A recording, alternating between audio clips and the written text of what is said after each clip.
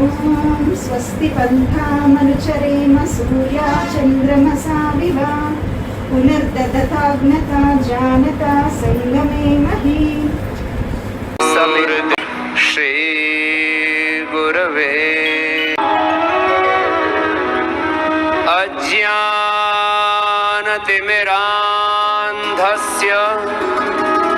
ज्ञानाञ्जनशलाकया चक्षुः उन्मीलितं येन तस्मै श्री गुरवे नमः।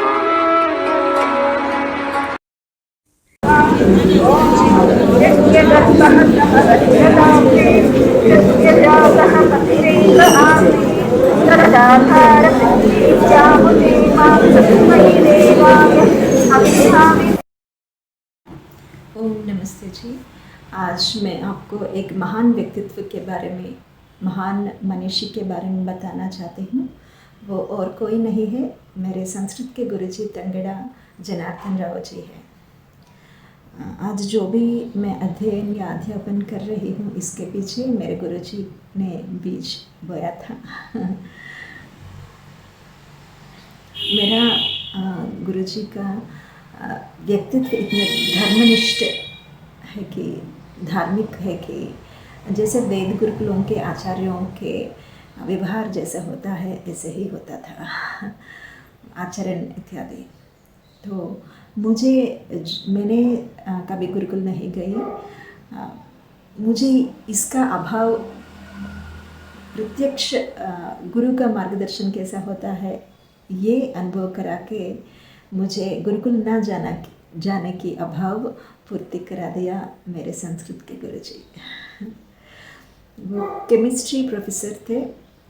रिटायरमेंट के समय संस्कृत भारती के माध्यम से व्याकरण सीखा और संस्कृत भारती मैगजीन्स को ट्रांसलेशंस लिखा था। अपने स्वयं के पुस्तकें भी हैं और वो अपनी युवावस्था में फेफड़ों की समस्याओं की वजह से आहार में बहुत संयम रखना पड़ा। तले हुए पदार्थ त्याग दिया और स्वीट्स इत्यादि त्याग के केवल सात्विक आहार, फल और उबले हुए सब्जियों से अपने जीवन चलाए।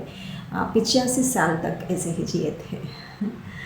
ये उनके आत्मसंयम के बारे में बताती है। और उनको 3 बेटियां और वो सब खुश है अपनी ज़िंदगी में। और इतना ही नहीं, एक अनाथ बच्ची को 3 साल के उम्र में गोद में लेके पालन पोषण किया और अपने ही वंश में अच्छा व्यक्ति से विवाह करवाए। तो समाज में हम देखते हैं कि भ्रूण हत्या भी तक भी देखते हैं। मेरे गुरुजी को 3 बेटियां होते हुए भी कभी बेटी को भार नहीं समझा और चौथा बेटी को अपनाया और मुझे भी बेटी जैसा ही मानते थे। मम पुत्री वह बोलते थे। मानसिक पुत्री समझते थे और मैंने भी पिताजी कह के बुलाती भी थी। और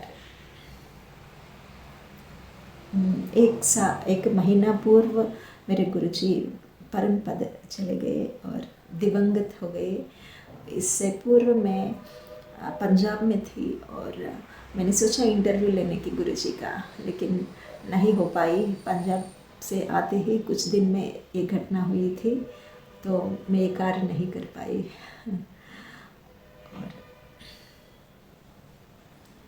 और जब भी मैं किसी संकट में फंसी हुई अपने आप को समझती थी या कठिन परिस्थितियों से, तो मुझे लगता था कि हाँ, जो भी मैं सोच रही हूँ ये सही या गलत है, ये इसका पुष्टिकरण कोई बड़ा व्यक्ति से जानना चाहिए। ऐसा जब भी मुझे लगता था तो मैं गुरुजी को बोलती थी, तो अपने ज्ञान के अनुसार वो उत्तर देते थे, लिखते थे मुझे संदेश। और जो भी जानते नहीं तो सीधा साधा बोलते थे कि मैं नहीं जानता हूँ बेटा। कई गुरु ऐसे भी होते हैं, जब भी किसी विषय में अनजान रहते तो वो बाहर बताते नहीं, छुपा के रखते हैं, किसी न किसी बहाना बना के मैनेज करते हैं। लेकिन हमारे गुरुजी ऐसा नहीं है। जो भी जानते थे वही बोलते थे, अगर नहीं जानते थे तो मानते थे। साफ सुथरा बोलते थे। इतना विनम्र स्वभाव था उनका।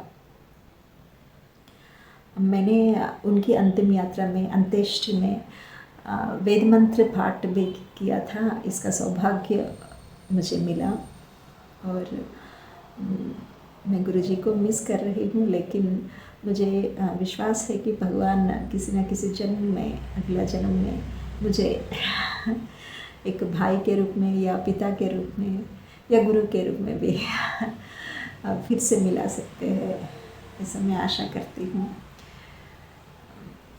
निश्चय ही उनका व्यक्तित्व बहुत आदर्श रहा था। ये मेरा सौभाग्य समझती हूँ उनको गुरु के रूप में पाना। धन्यवाद जी, नमस्ते।